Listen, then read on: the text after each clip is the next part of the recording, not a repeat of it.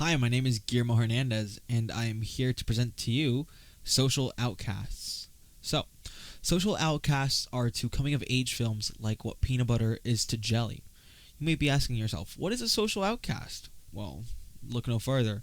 According to Merriam-Webster, the definition is one that is cast out or refused acceptance as by society.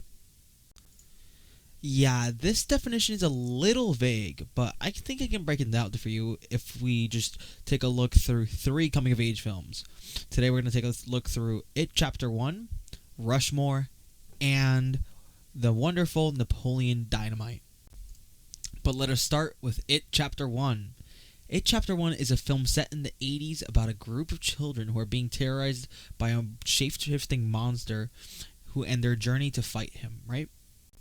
And the film is excellent at capturing the sense of awkwardness and the struggle that these kids go through because they don't fit with everyone else.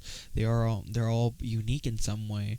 Like, for example, one of them is completely just a jokester. He likes to joke around, but in reality he's struggling with both, his own personality, his own loyalty, and and it's found out later on that he was struggling with his sexuality. While one of the other characters is struggling because he's Jewish and people make fun of him for that, and another one's being bullied because his parents died and he's African American, and so on and so forth. They all are being, they're minorities in a sense, and they're all outcasts, and because of this they all unite as the Losers Club. And one of the best scenes that shows the Losers Club being outcast is how they get bullied at the beginning of the film by Henry Bowers, and Stan is just immediately made fun of for being Jewish, and Bill is made fun of for having a stutter and for having a dead brother, and how having a dead brother is not an excuse anymore to not get bullied, and it's just completely messed up when it comes to the writing.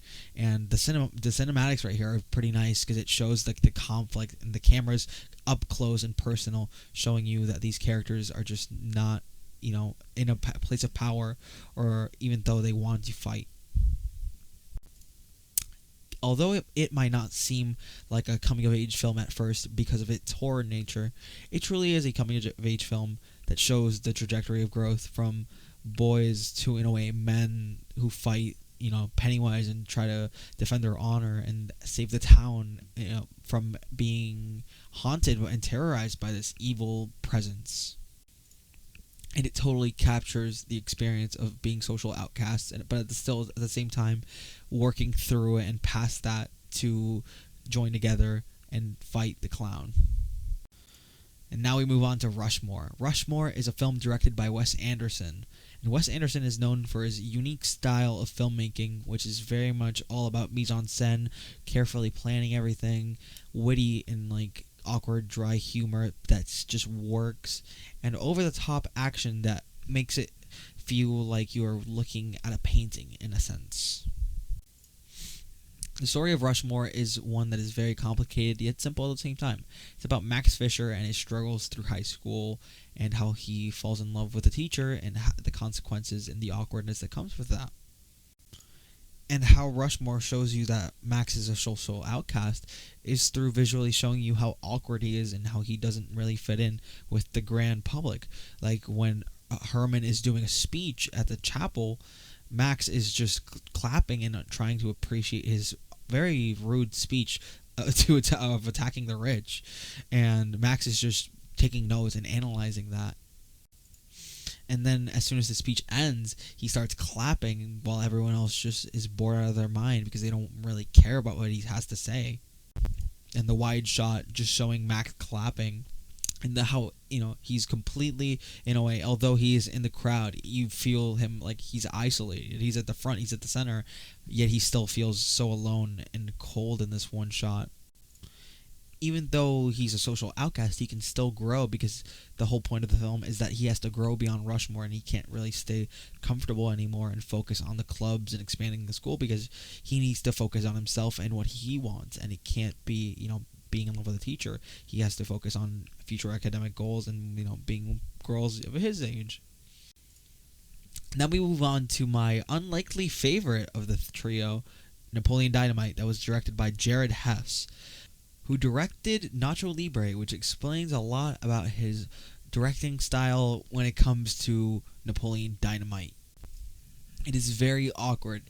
It's dry humor, just how I love it. It's very much over the top when it comes to everything, but it's very subtle with how it handles its like comedy. It doesn't try to put it in your face. It's just there, and if you laugh, you laugh. If you do not, then you don't.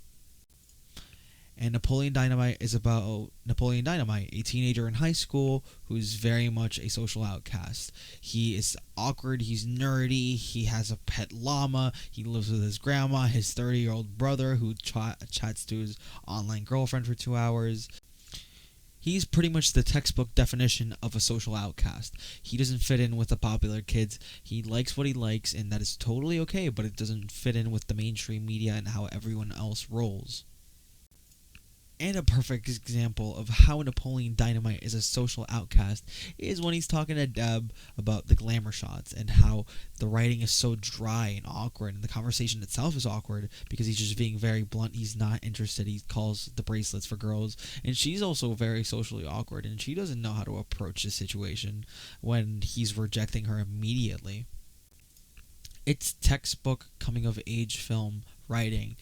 Always portray the main protagonist as an awkward person who really doesn't, go out there that much, doesn't know how to socially interact with others. But by the end of the film, they always learn their lesson and they grow beyond what they first were.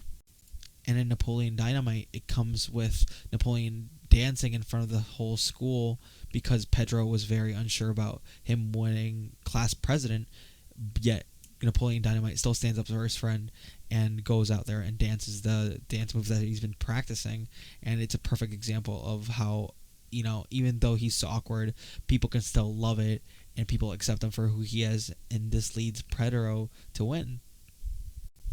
Even though he's a social outcast, he does grow. He stays a social outcast, but people do end up accepting him, which is always the common arc between these coming of age protagonists, is that they go from one point where they're just awkward, they're very sheltered, and by the end of the film, they learn their lesson to become more outroverted and, interact with others, because at the end of the day, people are what make life worth living. So coming of age films and social outcasts, they work so well. This is why there's an entire genre. It's always about growth and showing how awkward people grow to become better.